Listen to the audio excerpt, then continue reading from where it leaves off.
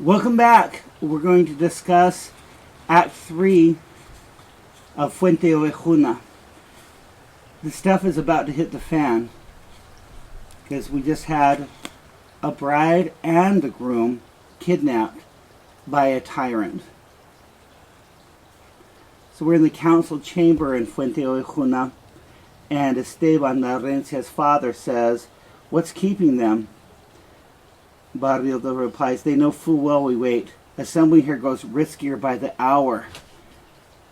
Most everyone's heard why we congregate, with poor Frondoso captive in the tower, and my Laurencia under such duress, if God does not do all within his power." So once again, people who are oppressed calling on the strength of their God to intervene because nothing else has worked. Juan Rojo and Cuadrado come in. "Why raise your voice, Esteban, when our chief aid must be stealth if we're to have success?" And Esteban says, because he is distraught, "It's shocking I'm not louder." To be brief. Mango comes in, he who has gotten whipped. "I'll slip into the meeting hall as well." And Esteban says, "An old man whose gray hairs are bathed in grease asks you, good villagers, how best the bell for our dear town's lost honor might be tolled." So he's rallying the town to protect their honor.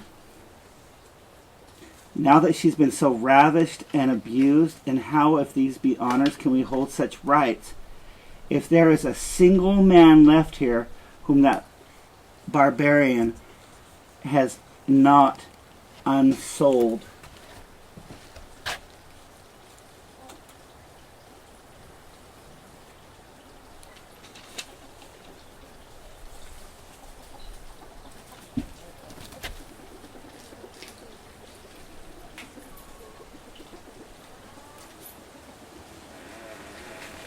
Now,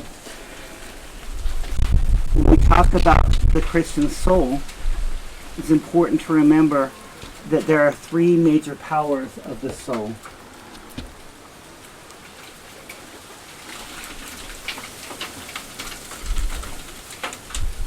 Understanding,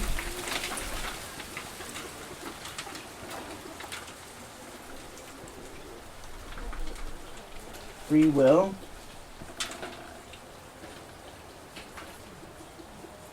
and memory. So, if you unsoul a man, you have to take away at least one of these three major powers. The other two minor powers are imagination and fantasy. But this is an idea that goes back more than 2,000 years. Is there a single man that hasn't had free will taken away? Why don't you answer? Is it as I fear that you've all had your honor basely used? Then make your firm commiseration clear, for if this common loss can't be excused, what stays your hand? Why don't you fight, is what he's saying, or have these blows been so slight? Juan Rojo says, "The world knows none more wretched and diffused, though news now reaching us appears more bright. The Catholic kings who brought peace to Castile will stop soon in Cordoba, where we might dispatch 2 aldermen who will sue," meaning that they will petition the kings. The Catholic kings, Isabel and Fernando, were their pledged redress and bowed at their royal feet. Barrillo says, "Before the monarchs do come, though, we will still need to find a remedy." So what is the remedy when you are faced with a tyrannical force? And Lope de Vega is walking a fine line in this play, because this play is about sedition. It's about overthrowing a government. But Lope also knows that when he's writing this play to be performed, that there is a king. There is royalty still. And so that's why he sets it in the past, so that he can praise King between and condemn ignominious behavior.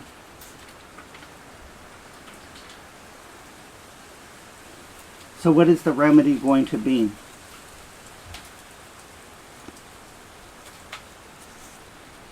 Cuadrado says in line 1685, I will vote we forsake this baneful town.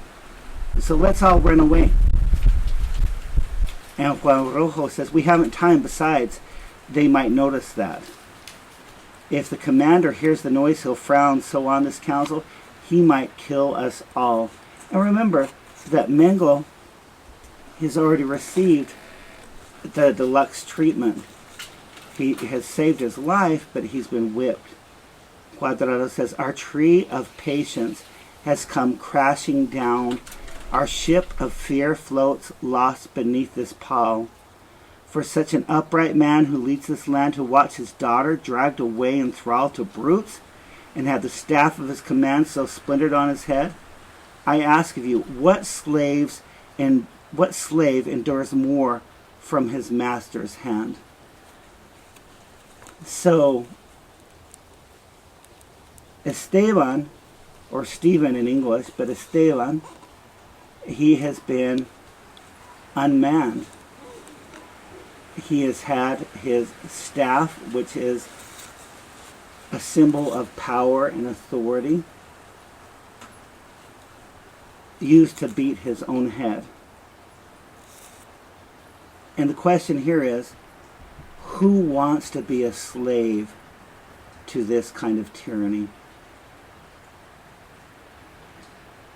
And Juan Rojo asks, what is it that you'd have our village do?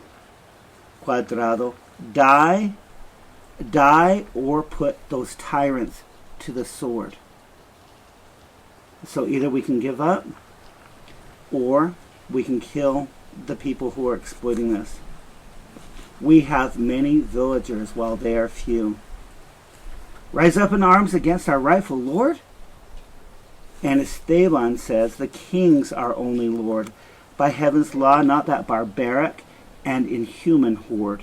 If God assists us in our righteous cause, what have we all to lose? And Mengele says, take good care, sirs. Rash actions such as these should give us pause. I speak for all the simple villagers who bear the brunt of this vile injury and fear still more harm from these tormentors. And Rojo says, we suffer this misfortune equally.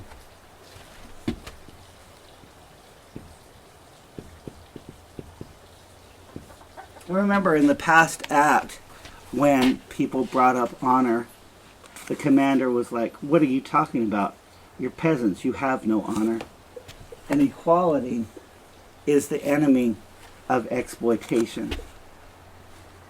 Why should we wait until our lives are lost? They burn our homes and vineyards down with glee. Revenge upon such tyrants bears no cost. And now we're going to see in this play a turning point. And that is when Laurencia comes in with ripped clothing and her hair is all maybe a lot like mine, misshapen, because she has been fighting off the people who kidnapped her. And Laurencia says, you let me pass. I have a right to enter where the men confer. A woman may not have a vote, but she can make her voice heard. And she looks at her father and says, don't you know me? And she probably has mud on her face, maybe some blood on her as well.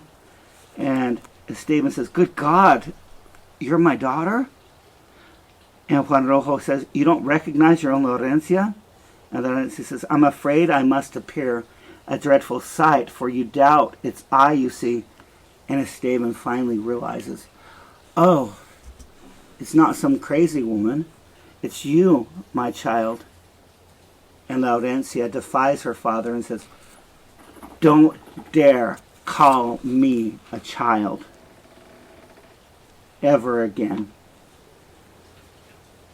And her father says, why not, my dearest heart? Why not? And now she is going to rally the entire town. I've reasons of all kinds, but let the first among them be allowing tyrants, unavenged, to snatch me from my family's grasp without you seeking due revenge. So there must needs be in Laurentia's mind revenge. And this goes back to the idea of blood for blood.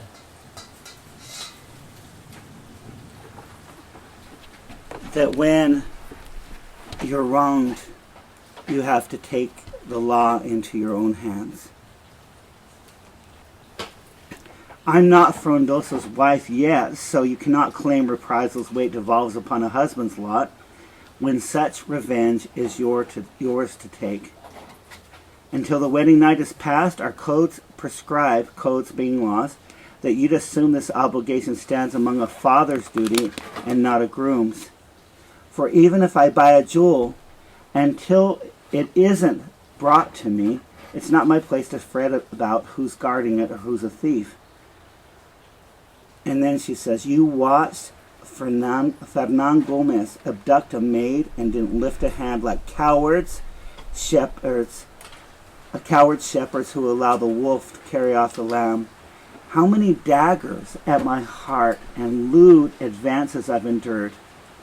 This is before people talked about sexual discrimination, before people talked about males overpowering and raping females. How many threats and foul misdeeds from one who'd be my paramour and yearned to see my chastity surrender to his appetites? Are you going to sit back and allow somebody who wants to strip me naked? Surrender, look at my hair for evidence of how I fought him through the night, and see the blood spilt by his blows. So she's been punched, she's been beaten. Have you no honor left as men? She's questioning their manhood. Have I no kinsman here, no sire? Sire means a father. How has my sorry plight not left your likes contorted with the pain of seeing me so cruelly pained? You are lambs, the sheep from which our town's old sheep well takes its timid name. And of course, she's addressing a group of elders, of men. And then she looks at them, and they're flabbergasted to have a woman telling them off. And she says, give me your weapons then, if you'd stand useless there like stones, bronze shards, or jasper blocks. You brute tigers? No, not tigers. While these creatures are unfeeling, they hunt down and kill the beasts that rob them of their cubs. Not even waves can harbor those that venture to attack their young. You cowards were born craven hares. And so she's comparing the men in this assembly to rabbits who will run away at the first sign of danger. And then she goes into more condemnation. Not Spaniards, but barbarians. You are frail chickens, hens, whose women are abandoned to their captors' whims. Why don't you wear distaffs on your belt and not swords? Why even gird those rapiers on? Because they're all armed with a sword. And she's saying, you know what?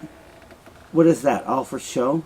By God above, I'll seek to it that only women folk respond to tyrants who'd leave honor stained by seeking their perfidious blood. If you don't do something, I'm going to raise an army of women to take vengeance. They'll just throw stones at you and laugh, you spinning women. Sissies. What men? You're cowardly as little girls. This is interesting to me because she is using the patriarchal idea of that women are lower than men and turning it on its head and saying, well, then you must be little girls if you don't act. Perhaps tomorrow you can use our headdresses and petticoats Maybe tomorrow you want to cross-dress or make your faces up with rouge. That cruel commander, meanwhile, plans to hang Frondoso for his crime from high upon a battlement in secret and without trial. She wants to save her love.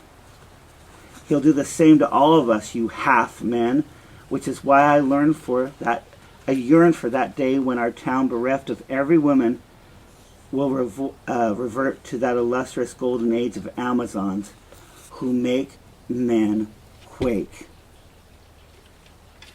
So you can sit back and let this happen, but they're going to kill us all.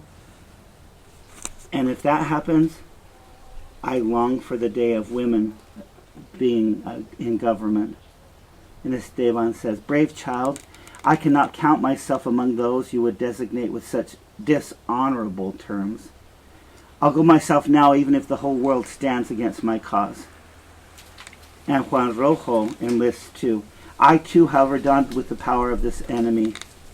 Cuadrado says, we'll die together then.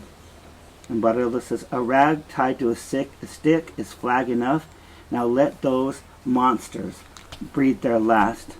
Can you see how the anger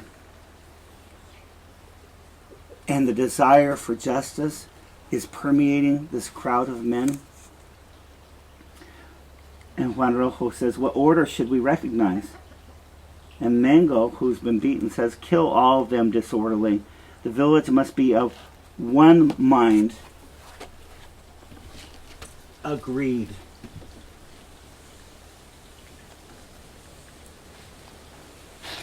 So we have to act as one, even if we don't have the power. We must be of one mind.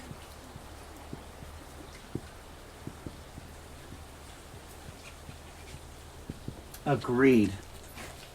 The tyrant and his men must die. And Esteban looks at all of these men in the council and says, then grab your cudgels and your bows, your pikes and swords and lances too. And Mango says, long live the Catholic kings, our sole true lords. So they're casting off the government. And then all of them respond, long may they live and reign. Because Lope is walking this fine line. He's talking about people rising up against evil power. But there's a power above the evil. And so you have to praise that power above the evil. And Mingo says, and death to tyrant traitors, death. All of them say, yes, traitorous tyrants, you must die. And the men go off the stage. And Laurencia says to the village women, the heavens echo your behest. Forward, women of the town. March on if you would set about regaining your lost honor. March. So she is calling all the women of the town to arms. And Pascuala enters along with Jacinta. Remember, Jacinta was fleeing, being kidnapped. Pascuala says, what's happening? We heard these shouts. And Laurencia says to them, girls, can't you see the town is off to kill Fernan Gomez today? The merest boys have even joined the men to send that devil to his grave. But why should they alone enjoy the honor stemming from this feat? As women, we have suffered most the outrageous from his foul misdeeds. Remember what he has done to you, and let's go take our vengeance too. Jacinta says, what is it you will have us do? And she forms an army. Let's all of us form ordered ranks and undertake an act so bold we'll leave the wondering world aghast. Jacinta, for your suffering, I'm naming you corporal. You're in charge of this brave women's squadron here. And Jacinta says, but you've endured much worse by far. And Laurencia says, Pascuala, a standard bearer, right? So you will raise our flag. Pascuala says, I'll look around here for a pole so we can hoist a flag on it. You'll see I'm worthy of the post. Laurencia says, we haven't time for that right now since fortune presses us to fight, but let us use our headdresses. You don't have to look around. We have things on our heads to make a flag out of. and we can use them as pennants we can wave on high. We'll have to name a captain, though, and Laurencia says, not true. How so? Because who needs a Cid or Rodomonte when it's I who will lead with gallantry? Laurencia is pronouncing her the general of this group of women who are going to take vengeance. And you can read in the footnotes about who El Cid was. And El Cid, Cid is a term that comes from Arabic, and it means the Lord. And El Cid fought Muslims, and that is the first great epic in Spanish literature. And she's saying, we don't even need that. We have us.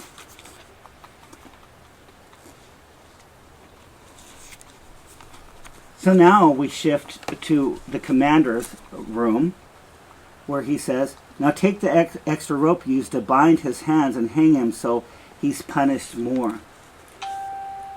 And this is the commander enjoying torturing Frondoso. You remember, he aimed the arrow at him and told him to get away from Laurencia, and the commander wants to see him suffer. And Frondoso, who is bound already, says, you are leaving a black legacy behind. This battlement right here should serve us on that score, meaning to hang him from the battlement. And Frondoso says, but sir, it never even crossed my mind to seek your death. And Flores, the pimp, comes in. What's all the ruckus for? What's the matter? And then you hear loud noises off stage, which is the townspeople rising up. And the commander, what ruckus? Flores says, would the peasants in this town obstruct our justice?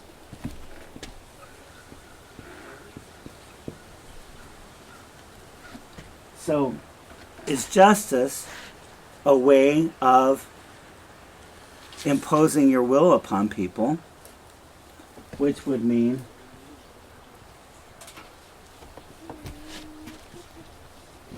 that justice just is, might make right? Or is justice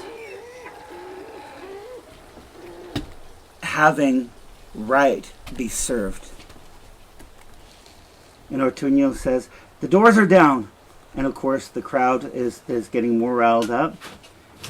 And the commander is sitting there in his chair. How dare they when they know this is the seat of our command? And Flores tells them, together they rebel. And now we start hearing people off stage. Now burn and raze the place, will not retreat. And Ortuño is trying to talk some sense into the commander. These popular revolts are hard to quell. What? They rise against their lord? Now,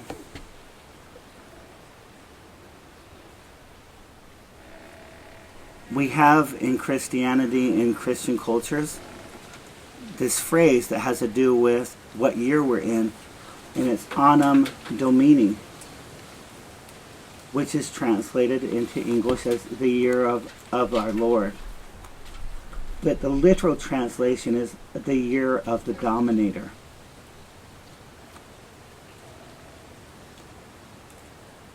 So AD does not mean after death, it means Annum Domini, the year of the Dominator. And that's what the commander sees himself as, the Dominator. And Flores says, the peasants beat your doors down, sir, from grudges that impel their fury on. And the commander is like, oh, well, maybe we'll give them Frondoso. Set the prisoner free. Call the magistrate for me. And Frondoso says, yes, sir. It is love. Love is greater than injustice. Love that makes their passion wake. And Frondoso goes off stage after being freed. And you hear Mengo in the background. May Ferdinand and Isabel prevail. Death to traitors. Sir, Flores says, for your own sake, I urge you to flee. It's futile to assail a garrison one cannot hope to take. They'll soon turn back. He is so confident in all of the abuse that even as the crowd is pouring in and taking one space after another, that he's acting like he's not worried. And Flores says, those wronged on such a scale aren't likely to retreat until blood flows, and they've exacted vengeance on their foes. Well, we'll make a stand here in this room and fight, says the commander. This door is good as any gate I gauge. And off stage, Frondoso, who has been freed, says, on, Fuenteovejuna. And the commander, hey, they've quite a leader there. I say we meet their rage. And Flores, the pimp, says, it's your rage, sir, not theirs, that gives me fright. And Esteban, you hear, says, the tyrant and accomplices I wage, fight, Fuenteovejuna, tyrants fall. So here you have Esteban, the dad of Laurencia, leading this sedition. And the commander says, wait, men. And all the people from Fuenteovejuna, all the peasants say, no, vengeance cannot wait at all. Well, then tell me where I've erred upon the crown, and as a knight, I'll make it up to you. So now he starts to offer when he sees that there's overwhelming force. And all of them say, long live King Ferdinand, onward town, die wicked Christians and false traitors too. And remember, the commander is wearing the cross on his breast, and the town is calling him a wicked Christian, and rightfully so. I'm speaking to you, you shout me down, I'm your rightful lord. And all of them together, all, our sole true lords remain the Catholic kings. Men, wait, stand by. And all the crowd screams out, on, Fuenteovejuna, now you die. And of course, what does the commander do? He's so brave. We know that he's attacked other places in the name of Calatrava, his order. No, he turns and runs. He does not exhibit bravery. He does not exhibit justice. And the townspeople chase him off the stage. And then the women of the village, they enter the stage, and they all have arms. Laurencia tells them, let's stop a bit and reconnoiter here. Think about it. Not women, but brave soldiers in my ken. Pascuala says, for vengeance, a woman has no peer. We'll spill his blood right here. If not now, when? And Jacinta says, yes, let's impale his body on a spear.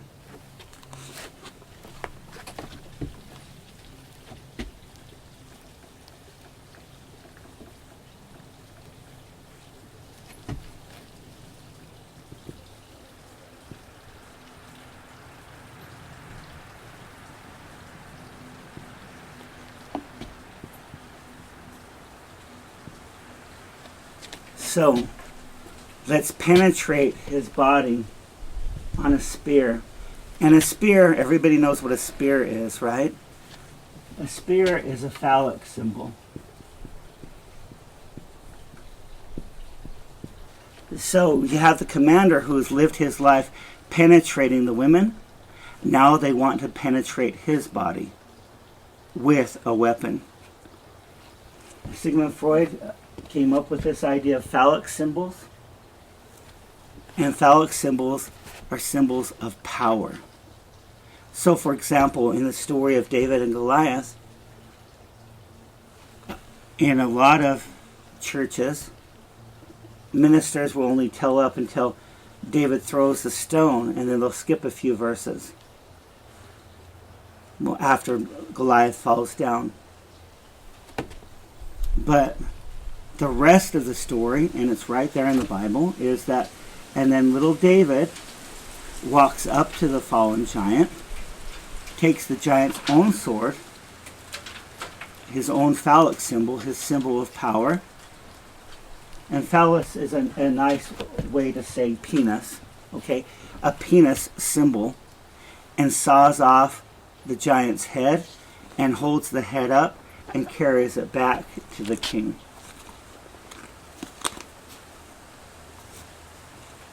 And Pascual says, we're all agreed, come on, let's do it then. And off stage you hear Esteban say, now die, Commander Traitor. And the commander is wounded. Here's my death. I beg you mercy, Lord, with my last breath. And then Barildo says off stage, there's Flores. That's the rogue so quick to dole my lashes out. Lay into him, and how? They're not going to let Flores get away with what he's gotten away with so far. And Frondoso says, I will be avenged when I tear out his soul. So tear out his memory, his understanding, and his free will. And Laurencia says, we need no leave to enter. Steady now, we'll guard the door. Off stage, I've lost all self-control, so tears, my lords, we cannot disallow. Laurencio says, I'm not waiting around here. I'm going in, Pascuala, for my sword must stay unsheathed until my name is restored. And she goes off stage. So we're going to have all the killing take place off stage here, which is a very Greek way of doing it. Now the Romans, on the other hand, they would have death occur on stage, violence as entertainment. And they would have buckets of blood that they'd throw on stage as people got killed. But for the Greeks, all violence took place off stage.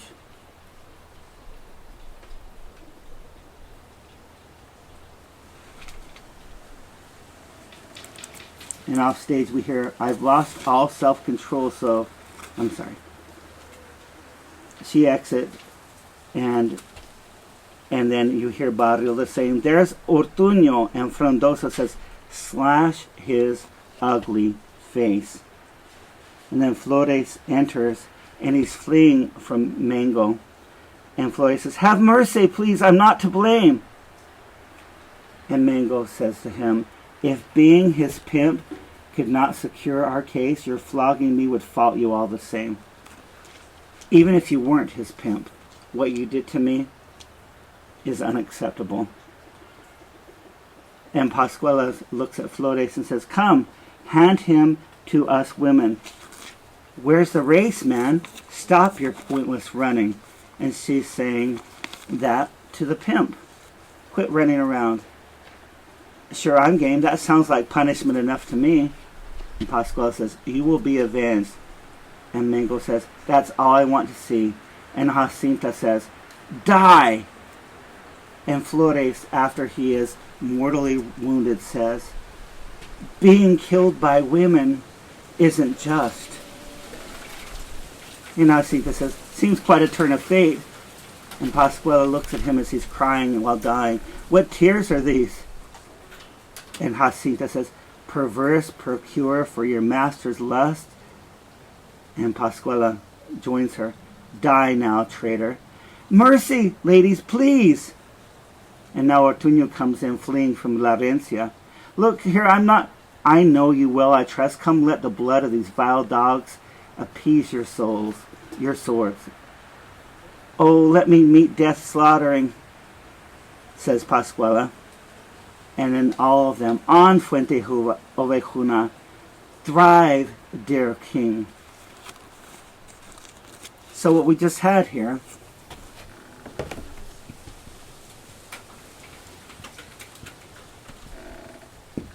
is a revolution.